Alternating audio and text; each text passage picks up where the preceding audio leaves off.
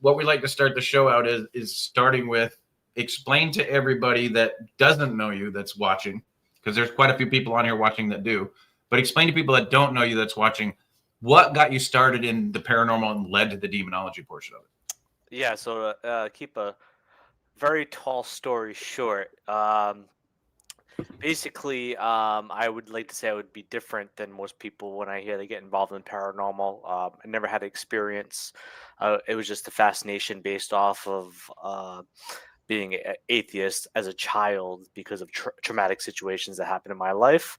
So my kind of deep dive into theology and religion and science kind of led me to the paranormal. I also grew up watching many of the shows like Unsolved Mysteries, Tales of the Crypt, In Search of by Leonard Nimoy, and so a lot of that kind of collaborated in my mind in the sense that I was interested in exploring it. And at 14, on the cusp of 15, so basically 15 years old, I started investigating with the local surroundings of New England, or I should say Rhode Island. But yeah, so God kind of got me involved in it, and then as far as demonology, God kind of got me in that as well.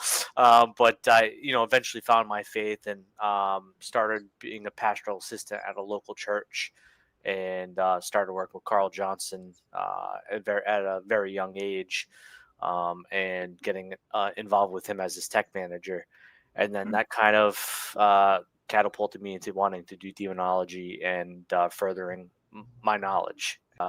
But yeah, no, it's like, I think at the end of the day is what hit my heart, and I really wanted to touch upon this because it kind of made me like tear up inside. But when you guys were talking about what Todd did as Santa, and of course your father, you know at the end of the day, it's like that's what I not hope or want to be remembered for the things that I do. It's not that I am a demonologist, but I want people, the families that I've helped, I want them to always remember that moment that there was somebody there to be there for them, just like a Santa Claus or your dad as a sheriff.